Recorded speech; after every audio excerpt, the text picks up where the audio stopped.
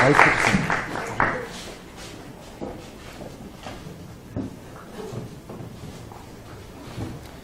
기도하겠습니다.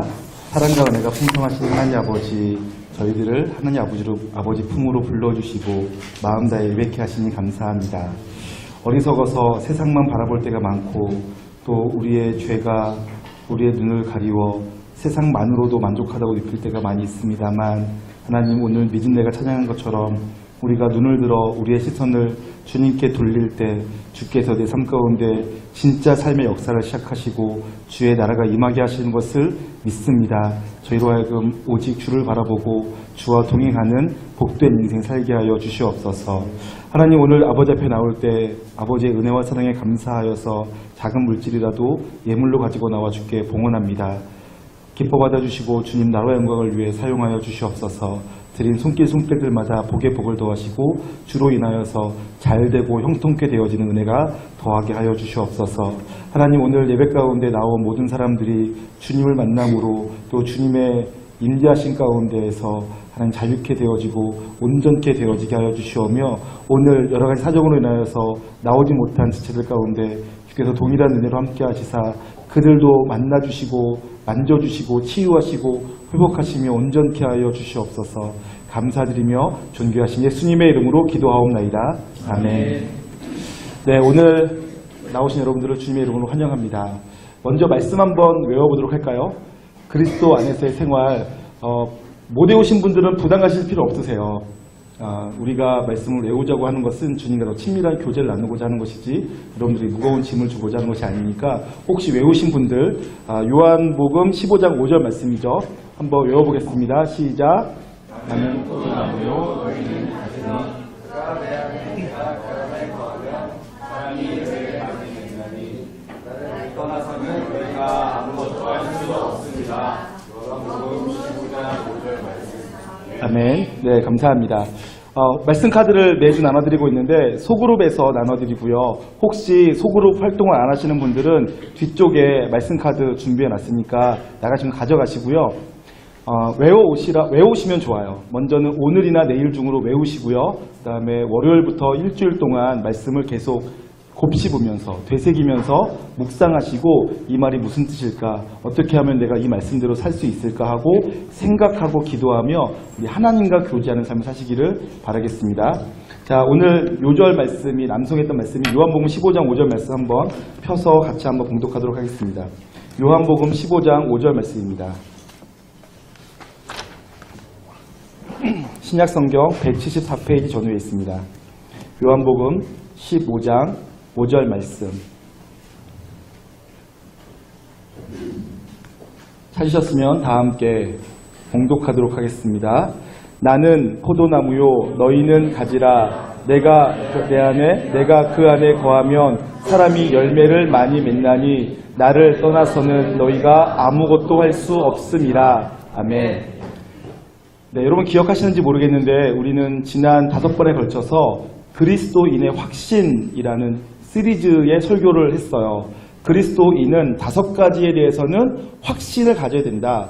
첫 번째는 내가 구원받았음에 대해서는 확신을 가져야 된다. 두 번째는 뭐였죠? 내가 하나님께 기도하면 우리 하나님은 그 기도에 응답하신다라는 것에 대한 확신을 가지고 살아야 된다. 세 번째는 뭐였죠? 네, 내가 범죄하면 승리의 확신이 먼저군요. 내가 하나님께서 우리에게 반드시 이기게 하시는 분이시다. 하나님은 내가 감당치 못할 시험을 허락하지 않으시고 내가 감당치 못하겠을 것 같으면 피할 길을 주시는 분이시다. 그래서 반드시 나로 하여금 이기게 하시는 분이시다. 네 번째가 뭐였죠? 사죄의 확신이었는데 그럼에도 불구하고 우리는 정말 연약하고 죄가 많아서 쓰러질 때가 있다. 하나님의 은혜와 사랑이 너무나 크지만 그럼에도 불구하고 우리는 죄를 짓고 범죄하고 하나님을 또 가슴 아프게 드릴 때도 있는데, 그런데 감사한 것은 하나님은 여전히 사랑하셔서 우리가 하나님께 나아가기만 하면 얼마든지 용서해 주신다라는 사죄의 확신이었어요. 5번째가 인도의 확신. 하나님은 우리의 삶 가운데 동행하시며 우리의 걸음걸음을 인도하신다. 그 인도하심이란 하나님께서 내 모든 길을 미리 다 설계해 놓고 그 설계대로 가도록 채찍질을 하고 목줄을 매서 끌고 가는 그러한 인도하심이 아니라 하나님께서 우리와 늘 동행하셔서 내가 지금 할 수 있는 가장 좋은 길 가도록 도와주시고 안내해 주신다. 그리고 내가 혹시 어리석어서 잘못된 길을 갔을지라도 내가 회개하고 돌이키기만 하면 얼마든지 하나님께서는 그 쓰러진 자리에서 나를 다시 강하게 하시고 다시 온전케 하셔서 다시 하나님의 가장 좋은 길로 데리고 가신다. 그렇게 하나님께서 우리를 인도하신다라는 5가지 확신 시리즈를 했어요. 오늘부터 저희는 7번에 걸쳐서 그리스도인의 생활 시리즈를 할 거예요. 그렇다면 그리스도인들은 어떻게 살아야 하는가, 어떻게 살아갈 때 정말로 행복하고 온전한 삶을 살 수 있는가 하는 것들을 나누도록 할게요. 여러분, 제가 그 7가지 시리즈 중에서 오늘은 그리스도 안에서의 생활인데 이 말씀은 너무너무 중요해요. 제가 여러분들께 올해 들어서 혹은 작년 말부터 계속해서 강조하고 있는 내용은 사실 다 이 내용이에요. 7가지 중에서 제일 첫 번째로 그리스도 안에서의 생활을 첫 번째로 다루는 이유는 이것이 나머지 생활의 기초가 되기 때문에 그래요. 그래서 여러분과 제가 오늘 이 말씀을 잘 기억하고 이 말씀을 묵상하시면서 이 말씀이 내 생활 속에, 내 삶 속에 잘 정착되어지고 그것이 내 삶 속에서 실현, 구현되어지는 은혜를 누리시길 소망합니다. 먼저 오늘 말씀에 보니까 나는 포도나무요라고 했는데 그 나는 예수님을 말씀하시는 거죠. 이 말씀은 예수님께서 제자들에게 하신 말씀이니까 나는 포도나무요 너희는 가지다 라고 했어요. 그것은 그때 너희는 누구일까요? 1차적으로는 예수님의 제자들이에요. 이 말씀을 듣고 있는 제자들이고요. 2차적으로는 이 요한복음이 기록될 때 이 요한복음을 읽고 보고 있는 사람들이 2차 대상이죠. 3차로는 저와 여러분. 이 말씀을 성경으로 받아서 믿고 따르고 있는 저와 여러분이 다 너희들이에요. 그러니까 나는 포도나무요 라고 할 때 포도나무는 예수님이시고요. 너희는 가지다라고 할 때 가지는 저와 여러분을 다 포함하고 있는 예수님을 믿고 있는 모든 사람들이에요. 나는 포도나무고 너희는 가지다. 그래서 내가 너희 안에 너희가 내 안에 거하면 그 사람은 과실을 많이 맺나니 라고 했어요. 포도나무 가지에서는 포도라는 과실이 맺히게 되어 있죠. 그런 것처럼 예수님을 나무로 한 예수님의 가지들인 우리들은 뭐가 맺히게 될까요? 포도나무에서는 포도가 맺힌다. 그럼 예수님 나무에서는 뭐가 맺히겠어요? 예수님이 맺히겠죠. 예수님의 성품, 예수님의 사역, 예수님의 삶이 열매로 맺혀지게 되겠죠. 그래서 예수 믿는 저와 여러분의 삶에는 예수님이 맺혀지게 되어 있어요. 우리의 형상이 예수님처럼 변화가고 나의 말투, 나의 표정, 나의 삶의 태도, 나의 속사람의 본질이 예수님처럼 바뀐다는 얘기를 하는 거예요. 내가 포도나무고 너희가 가지라면 너희는 내 안에 거하기만 하면 우리가 서로 안에 거하면 열매를 많이 맺는다. 그렇게 얘기하고 있어요. 그런데 여기서 보니까 그런데 나를 떠나서는 너희가 아무것도 할 수 없습니다 라고 얘기했어요.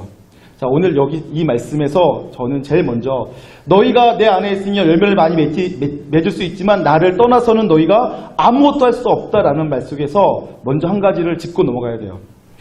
예수님께서 나를 떠나서는 너희가 아무것도 할 수 없다고 말씀하셨어요. 자, 그런데 제가 질문해 볼게요. 여러분 한번 정직하게 생각해 보세요. 여러분 예수님 안에 거하지 않을 때에도 여러분 마음대로 살았잖아요. 하고 있잖아요. 예수님 안 믿는 사람들은 아무것도 못 하나요? 그렇지 않아요. 예수님 안 믿는 사람들도 마음껏 살아요. 자기들 하고 싶은 거 다 하고 살죠. 우리가 못하는 것도 해요. 죄도 잘 저지르지만 착한 일도 많이 해요. 그러니까 예수님을 떠나서는 아무것도 할 수 없다라는 말은 예수님께서 뭘 잘 모르셔서 하시는 말씀이거나 아니면 우리가 생각하는 그런 일이 아니에요. 둘 중에 하나겠죠. 우리가 생각하는 그런 일들, 먹고 마시고 내 삶을 위해서 내가 하고 있는 모든 일들을 말하는 거라면 예수님을 떠나서는 아무것도 할 수 없다는 말은 말이 되지 않아요. 근데 나를 떠나서는 너희가 아무것도 할 수 없다라는 말이 진리이고 사실이라면 예수님께서 하시는 이 일이란 그냥 먹고 마시기 위해서 하고 있는 우리의 활동들을 말하는 것이 아닌 다른 일을 말하는 거겠죠. 그렇다면 예수님 안에 있을 때만 가능한 일은 무엇일까요? 우리는 우리 마음대로 살 수 있고 뭐든지 할 수 있어요. 또 예수를 믿지 않아도 교회에 나와서 예배 참여할 수도 있어요. 찬송도 부를 수 있죠. 말씀을 읽을 수도 있고요. 말씀대로 한번 살아볼 수도 있어요. 그런데 안 되는 것 있어요. 그렇게 할지라도 안 되는 것 있어요. 뭘까요? 내 안에 있는 생명에 대해서는 내가 어떻게 할 수가 없어요. 지금 예수님께서 하시는 말씀은 내 안에 있는 속사람에 관한 내용을 말씀하고 계신 거예요. 자, 그래서 두 번 정리해 봐야 되는데, 여러분, 저와 여러분에게는 겉사람이 있고 속사람이 있어요. 겉사람이란 뭘까요? 겉사람이란 일반적으로 우리의 외모, 체형, 뭐 이런 것들을 말하기도 하고요. 더 나아가면 우리의 말, 우리의 행동, 우리의 태도. 그래서 사람들이 보고 알 수 있는 것을 우리는 겉사람이라고 불러요. 그런가 하면 성경에서는 우리에게 속사람이 있다고 얘기하고 있어요. 속사람. 속사람은 뭘까요? 그것은 우리의 마음, 우리의 감정, 우리의 생각, 우리의 의지 같은 것들이 있는데 그냥 다른 사람들이 봐서는 일시에 확인할 수 없는 것들. 그러나 우리의 존재의 본질을 차지하고 있는 것들을 우리가 속사람이라고 불러요. 그런데 성경에서는 더 근본적으로 우리의 영혼의 존재, 나의 존재를 속사람이라고 해요. 사람마다, 신학자들마다 개념이 좀 다르기 때문에 여러분들에게 좀 어려울 수 있지만 속사람의 개념만 알고 계시면 좋을 것 같아요. 지금 예수님께서 하시는 말씀은 겉사람으로 우리가 행하는 모든 행동들을 너희가 할 수 없다는 말을 하는 것이 아니라 우리의 속사람이 있는데 그 속사람의 변화, 진짜 존재의 변화는 예수님을 떠나서는 불가능하다라는 얘기를 하고 있는 거예요. 여러분, 저와 여러분의 겉사람과 속사람이 변화되어져야 하는데 겉사람만 바뀌고 속사람이 안 바뀌면 진짜 변화가 아니에요. 그거는 그냥 종교 생활하는 거죠. 예배 드리고 찬송하고 기도하고 뭐 할 수 있는 거 다 해도 진짜 내면의 변화, 진짜 존재의 변화, 거듭남이 없다면 그것은 아무 소용이 없는 그냥 종교 형식의 변화일 뿐이에요. 그것은 예수님께서 회칠한 무덤이라고 불렀죠. 회를 칠한 무덤. 겉은 깨끗해 보이고 겉은 아무 문제 없는 것처럼 보이지만 속에는 죽어있는 시체가 있는 무덤. 겉사람은 할 수 있는 모든 것들을 다 하며 칭찬받아도 그 내면의 변화가 없으면 아무 소용이 없어요. 그런가 하면 속사람은 바뀌었다고 하는데 겉사람이 바뀌지 않을 때 그것을 성경은 뭐라고 표현하죠? 죽은 믿음이라고 표현해요. 행함이 없는 믿음은 죽은 믿음이다. 그리고 너희가 선한 일, 착한 일을 함으로 너희가 진짜 내 제자인 것을 증명해라고 말씀하고 계시죠. 그래서 우리는 사실 겉사람도 바뀌어야 되고 속사람도 바뀌어야 돼요. 속사람이 바뀌면 겉사람은 상관없다 이렇게 말하시면 안 되고요. 성경은 속사람이 바뀌어야 되고 겉사람도 바뀌어야 된다고 얘기해요. 자, 여러분, 그런데 속사람이 먼저 바뀌어서 겉사람이 바뀌는 경우도 있고요. 겉사람을 먼저 바꿔서 속사람에게 영향을 끼치는 경우도 있어요.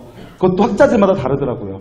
그런데 저도 잘 모르겠어요. 저는 둘 다 맞는 말 같아요. 경우에 따라 다른 것 같고요. 사람의 체질에 따라 성격에 따라 다른 것 같기도 해요. 그런데 중요한 것은 뭐냐면 겉만 바뀌고 속은 안 바뀌거나 속만 바뀌고 겉은 안 바뀌어도 되는 것이 아니라 속도 바뀌어야 되고 겉도 바뀌어야 돼요. 그런데 겉이 바뀌는 것은요. 때려서 가능하기도 하고요. 훈련시켜 가능하기도 하고요. 혹은 일시적으로 의지를 발휘해서 가능하기도 해요. 그런데 문제는 뭐냐면 속사람은 그렇게 바뀌지 않는다는 거예요. 우리 속사람은 말씀 그대로예요. 너희가 나를 떠나서는 아무것도 할 수 없습니다. 저와 여러분이 살아가면서 몇 가지 교회 생활, 신앙 생활하면서 아마 해본 적 있으실 거예요. 사랑하려고 해본 적 있으실 거예요. 연애 말고 사랑. 사랑할 수 있는 사람만 사랑하는 것이 아니라 내 생각에 사랑할 수 없는 사람을 향하여서 주님의 이름으로 사랑하려고 했던 적이 있으실 거예요. 가능하던가요? 제 생각에 여러분들 아직은 가능하지 않을 것 같은데 가능하다면 정말 대단하신 거예요. 혹은 안 해보셨거나 여러분들 아마 누군가를 용서해 보려고 하셨던 적 있으실 거예요. 용서. 평상시에는 전혀 어렵지 않은데 용서할 수 없는 사람을 만나면 진짜 어려워요. 용서하는 거 별거 아니거든요. 잊고 모른 척하고 그냥 잘해주면 돼요. 그런데 용서할 수 없는 사람을 만날 때가 있어요. 도저히 용서할 수 없는 사람을 용서하려고 할 때 안 된단 말이에요. 존재가 변하지 않으면, 속사람이 변하지 않으면 하나님 말씀에 온전히 순종할 수가 없어요.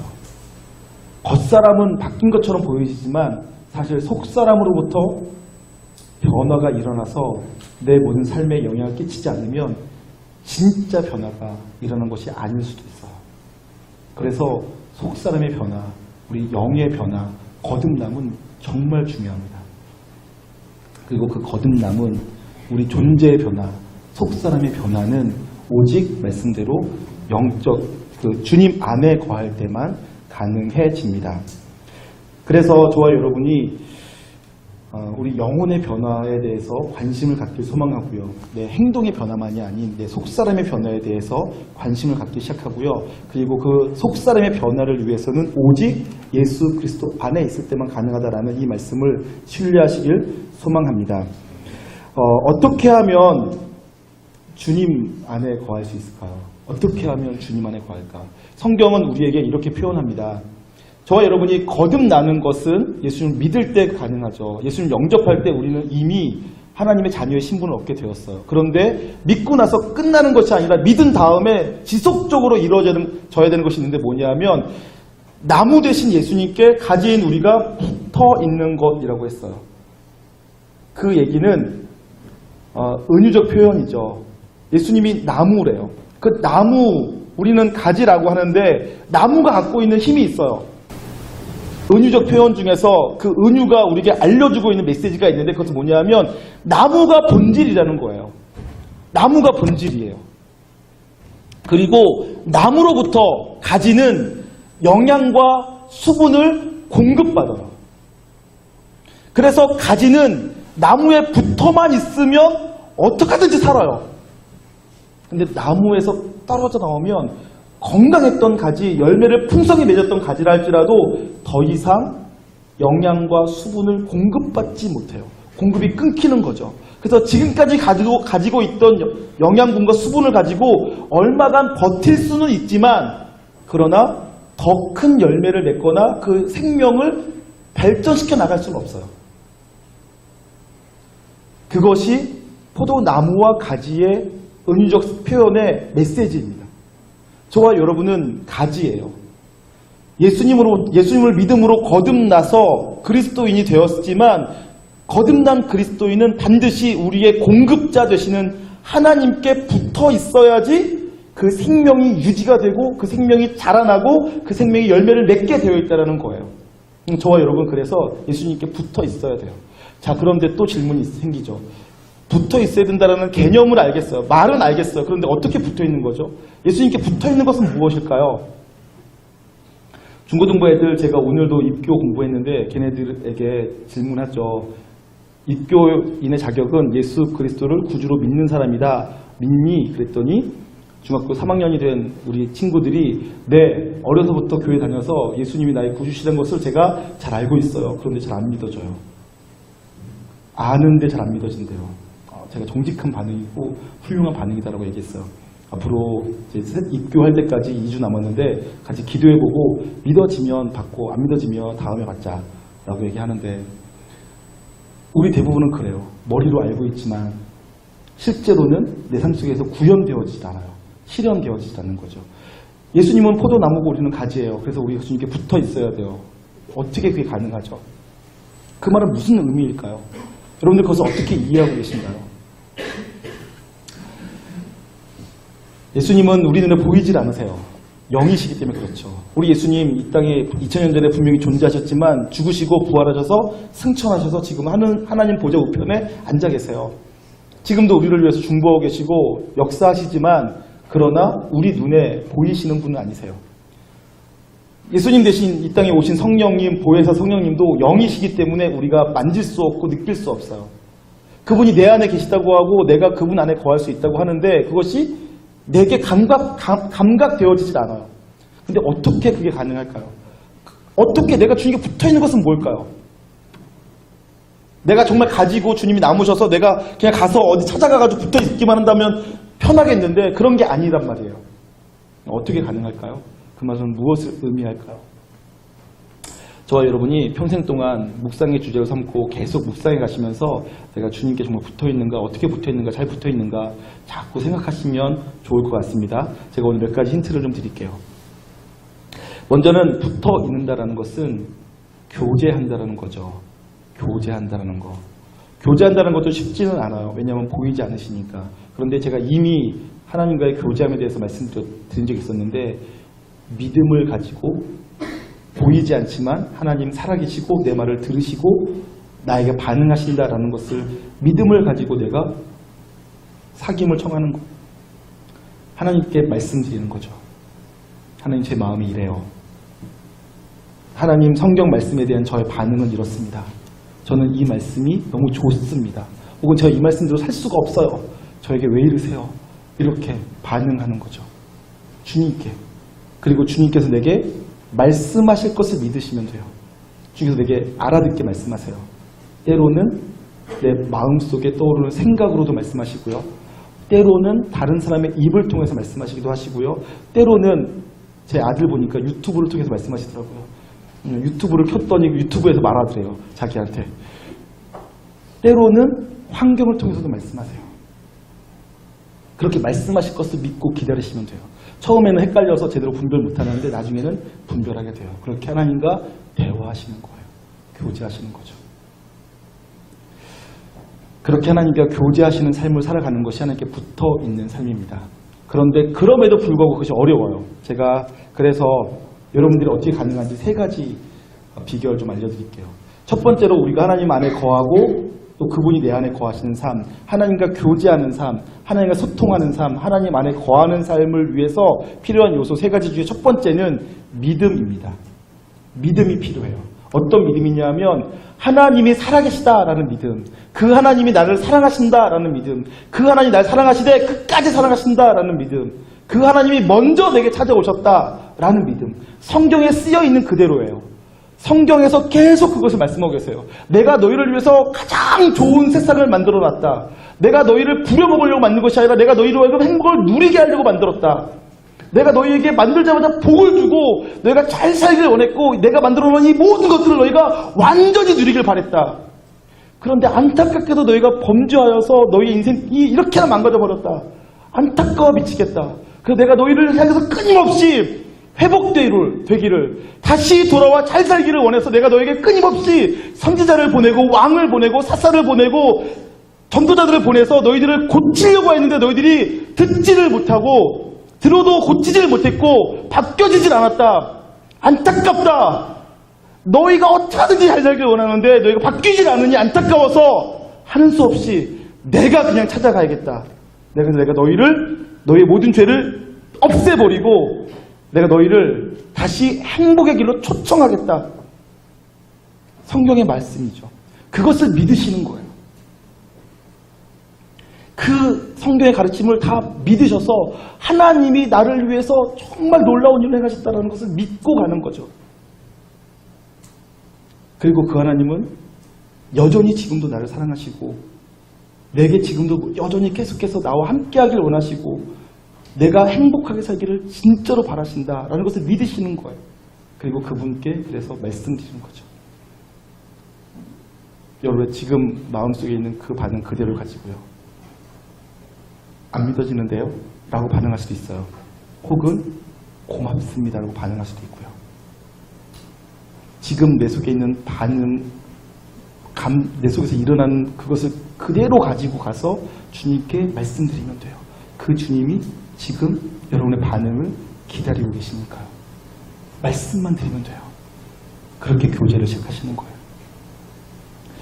그것에 대한 믿음. 내 눈에 보이지 않지만 지금 이곳에 계셔서 나와 교제하기를 원하신다는 하나님께 대한 믿음이 있을 때 교제가 시작될 수 있어요. 하나님 안에 거하는 삶이 가능하다는 거죠. 두 번째 요소가 정말 중요해요. 믿음이 있은 다음에는 사랑이 필요합니다. 여러분 사랑하는 사이가 되어야 돼요. 주님 안에 거한다는 것은 주님과 여러분이 사랑한다는 얘기예요. 여러분 아까도 말씀드렸다시피 머리로는 알겠는데 감정은 내 인격으로는 안 믿겨져요 라는 게 왜 그럴까요? 예수님을 하나님을 그냥 좋은 교훈으로 선생으로 바라보고 있는 거예요. 그럴 때에는 존재가 변하지 않아요. 주님과 인격적인 교제, 하나님 안에 거하는 삶이 일어나지 않는다고요. 어떻게 되느냐면 서로가 서로를 사랑해야 돼요. 사랑하는 관계가 됐을 때 비로소 진짜 그 안에 거하는 삶이 가능해져요. 근데 여러분 사랑한다 그러면 여러분 너무 많은 오해를 갖고 계세요. 여러분 사랑은 분명히 감정이 포함되어 있어요. 서로를 볼 때 즐겁고요, 애틋하고요, 만나면 행복해요, 가슴이 두근두근 뛰고요. 그게 분명히 사랑이에요. 그런데 사랑의 요소 중에서 가장 중요한 핵심적인 요소는 헌신입니다. 다른 것들을 제가 무시하는 건 아니고 여러분들이 잘 몰라서 제가 강조해서 말씀드리는 거예요. 사랑은 반드시 사랑의 수고가 뒤따라야 돼요. 사랑하는데 내가 사랑하면서 상대방으로 인하여서 기쁨만 얻으려고 할 때는 그 사랑이 오래갈 수가 없어요. 사랑에는 내가 누군가를 사랑한다. 또 그 사람도 나를 사랑하길 원하고 우리 둘이 영원히 사랑하길 원한다. 그럴 때에는 반드시 내가 그 사람을 향해서 수고할 것을 각오하는 거예요.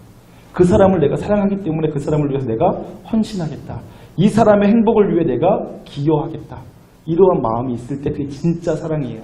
그래서 사랑은 반드시 의지를 포함하고 있습니다. 그냥 좋기만 한 것은 친구, 그냥 우정, 물론 우정에도 헌신이 필요하지만 거기서 그냥 끝나는 거예요. 좋은 사람이죠. 매력적인 사람이죠. 그런 사람은 텔레비전에도 많이 있어요.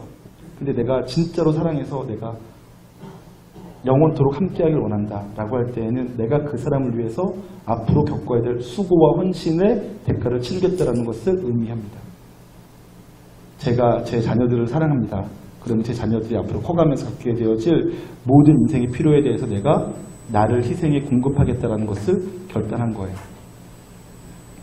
우리 아이들 중에서 누구 한 사람이 만약에 지금과는 다른 삶을 살기 시작했을 때 그 삶을 위해서 저에게 어떤 희생을 요구할 때 저는 그 아이의 그 삶을 위해서 제가 지금의 삶을 포기하고 그를 위해 헌신할 각오를 하고 있어요. 왜냐하면 사랑하니까요. 사랑이란 그런 거예요. 여러분이 정말 주님 안에 거하면서 끈끈한 교제, 또 주님으로부터 공급받는 삶을 살기 원한다면 조금 어렵게 느껴질 수 있지만 사랑하셔야 돼요. 주님을 사랑하셔야지 주님 안에 거하는 삶, 그래서 주님으로부터 공급이 끊어지지 않는 삶을 살아갈 수가 있어요. 여러분, 주님은 여러분을 위해서 헌신하셨어요. 주님은 앞으로도 여러분들을 위해서 여러분들의 필요를 채워주려고 애쓰고 계시고 주님은 여러분들을 가장 좋은 길로 인도하기를 원하세요. 그런데 주님의 사랑이 가끔 짝사랑으로 끝날 때가 있어요. 혹은 주님의 사랑을 여러분들이 부담스러워할 때도 있고요. 그러면 주님께서 어떻게 하십니까? 깜짝 놀라시면서 뒤로 물러서시는 거죠. 여러분들도 주님을 사랑하셔야 돼요. 여러분도 주님을 기뻐하시고 여러분도 주님을 좋아하시고 더 나아가서 여러분들이 주님을 위해서 헌신할 것을 각오하실 수 있으셔야 돼요. 의지적 결단을 하셔야 돼요. 하나님께서 나를 얼마나 사랑하시는지를 기억하고 그분께서 하신 일에 대해서 내가 정직한 반응을 보이며 내가 그 주님께 나도 뭔가를 드리고 싶습니다. 나도 그 주님을 위해서 뭔가 하고 싶습니다. 라는 의지적 결단, 사랑의 고백이 있을 때 주님과 더 끈끈한 삶이 가능해져요. 그래서 주님 안에 거하며 주님이 내게 공급해 주시는 것들을 받아들이기 시작하는 거죠. 어려운 말 같지만 주님을 사랑하기 시작하면 그 말이 전혀 어렵지가 않아요. 저절로 터져 나오니까요. 내가 주님을 사랑하기 때문에 주님을 위해서 뭐라도 하고 싶어요. 제가 어떤 청년을 알고 있는데 그 청년은요 계속 뭔가를 배워요. 기타를 배우려고 하고요, 드럼도 배우려고 하고요, 운전도 배우려고 하고요, 뭐든지 배우려고 해요. 너 그거 왜 배우려고 그러니 그러면 교회에서 쓰임 받고 싶어서요. 그러는 거예요. 그런 사람들이 있어요. 교회에서 어떻게라도 쓰임 받고 싶어요. 다른 사람을 위해서 뭐라도 해주고 싶어요. 주님을 위해서 어떻게든지 조금이라도 보탬이 되고 싶어하는 마음들이 막 생겨난다고요. 사랑하면 그렇게 돼요. 그런 사람은 주님께 계속 공급받는 삶을 살게 되는 거죠. 내가 주님 안에 거하고 주님이 내 안에 거하시는 삶, 그래서 주님이 열매 맺혀지는 삶을 살 때에는 반드시 믿음, 그 다음에 사랑이 필요한데 그 사랑은 주님을 기뻐하고 주님께 감사하는 것뿐만 아니라 주님을 위해서 수고하려는 마음이 생겨지는 것, 주님께 기꺼이 헌신하고 주님을 위해서 헌신하여서 내가 쓰임받는 것에 대해서 감사하고 감격해하는 마음이 생겨지는 것, 그것이 사랑입니다. 저는 저와 여러분 삶 속에 그런 사랑이 터져 나오길 소망해요. 주님으로 인하여서. 그리고 그 사랑이 여러분들을 더 온전케 하시길 소망합니다. 한 가지가 더 있어요. 그것은 범사를 살피는 데 있습니다. 다른 말로 하면 영적인 민감함을 가지시는 데 있어요. 저는 저 자신이 하나님 앞에서 쓰러지는 경우를 볼 때마다 그때가 어떤 때인가 봤더니요, 제가 영적인 민감함이 없을 때, 영적으로 둔해졌을 때 그러더라고요. 그리고 저는 너무 자주 청년 여러분들 삶 가운데 아무런 변화가 일어나지 않는 것들을 보면서 왜 그럴까라고 봤더니 그들이 민감하지 못해서 그럴 때가 참 많더라고요.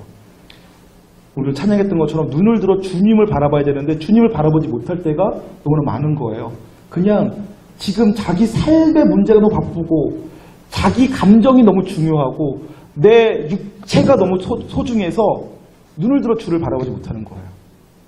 그리고 더 나아가서 지금 생겨진 내 감정과 내 생각과 내 환경을 통해서 하나님께서 무슨 일을 하시려고 하는지에 대해서 생각해보지 않아요.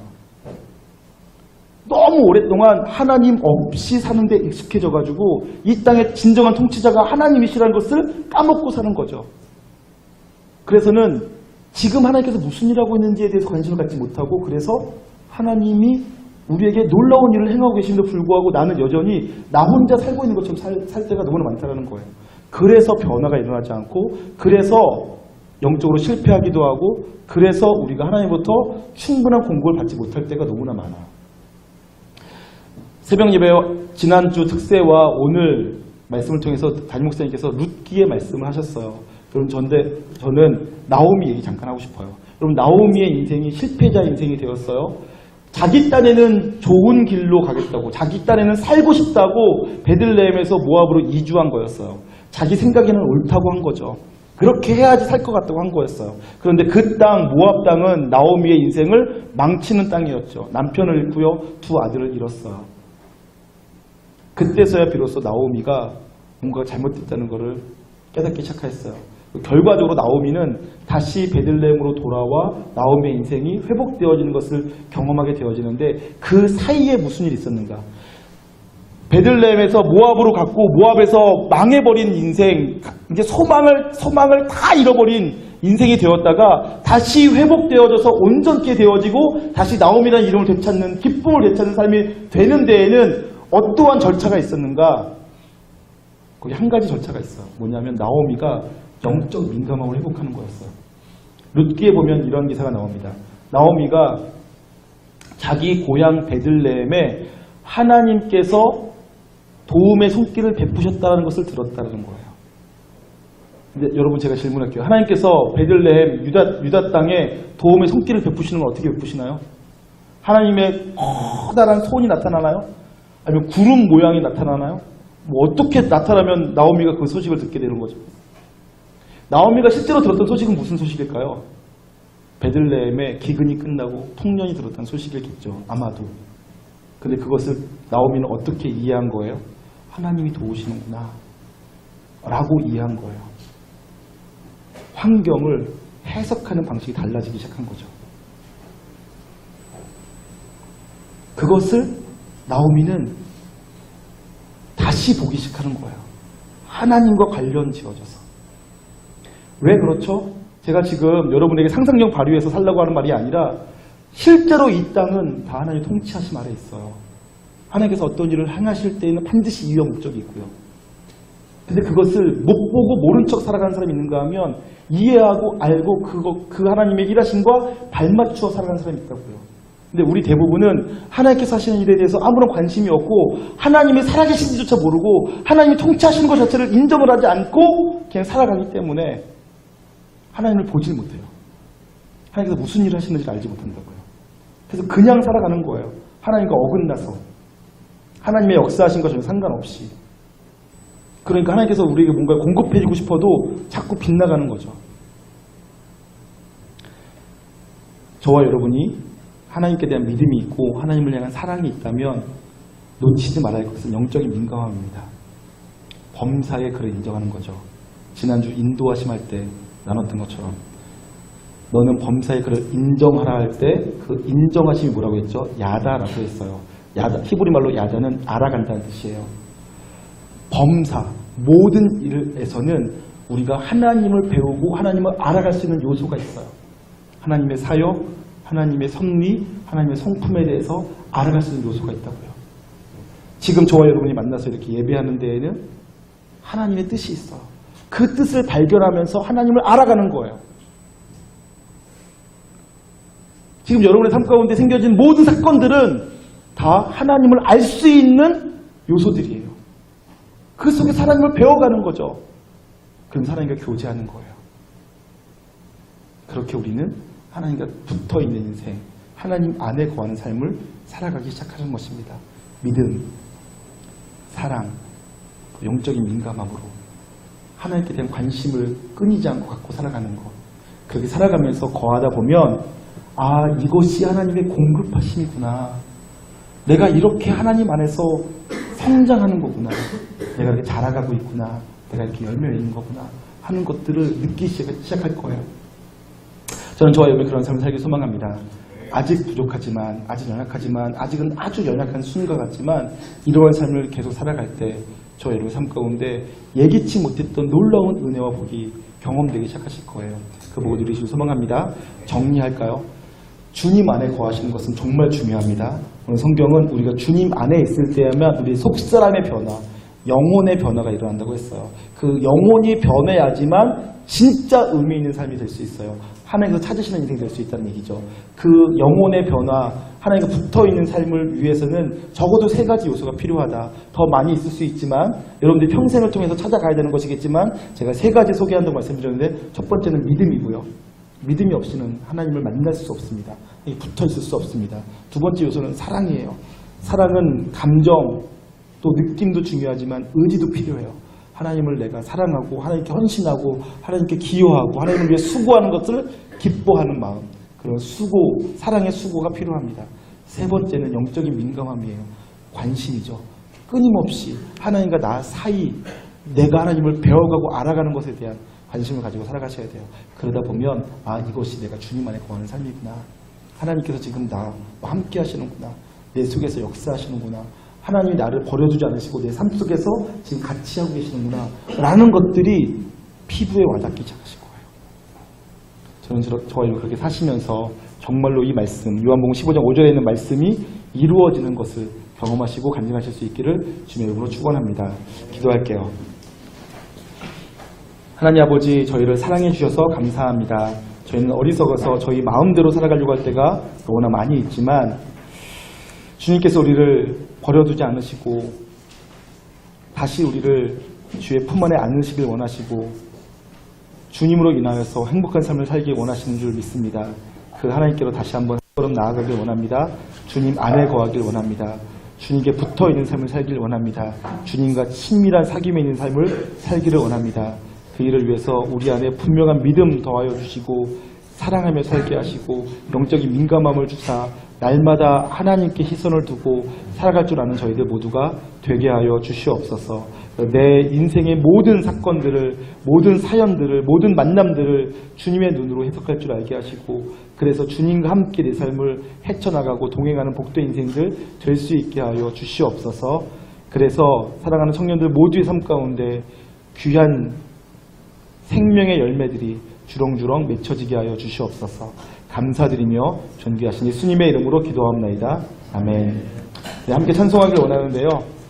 이제는 내가 없고라는 찬양입니다. 앞으로 7주 동안 그리스도인의 생활에 대해서 함께 나누면서 이 찬양이 가장 적절하게 보여진다. 이 찬양으로 계속 우리가 고백하면서 주님께 나아갔으겠다라고 생각해서 여러분 잘 모르시겠지만 한번 배워보길 원합니다. 함께 부르면서 내 마음을 하나님께 드리겠습니다.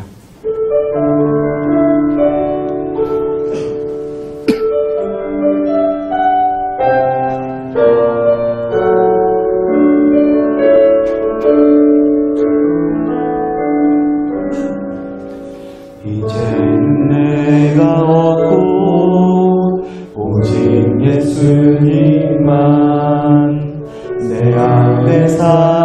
살아계신 오직 예수님만 찬양하며 살리라. 예배하며 살리라. 내 안에 계시는 오직 예수님만. 다시 한번. 이제는 내가 없고, 이제는 내가 없고 오직 예수님만 내 안에 살아계신 오직 예수님만 찬양하며 살리라. 예배하며 살리라. 내 안에 계시는 오직 예수님만. 주님은 나의 아바 아버지. 주님은 나의 아바 아버지. 내 사랑 영혼 만지시고.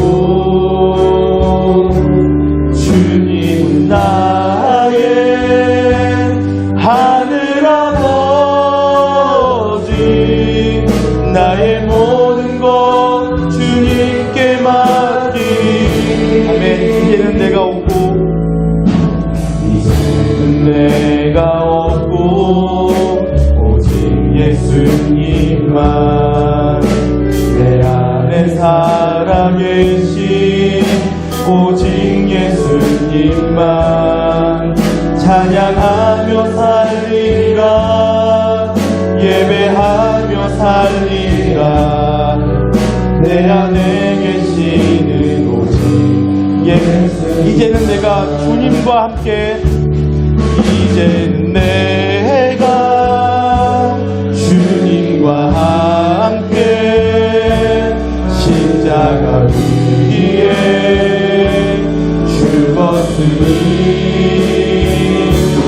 이제는 내가 산 것 아니요 내 안에 주님이 사신 것이라.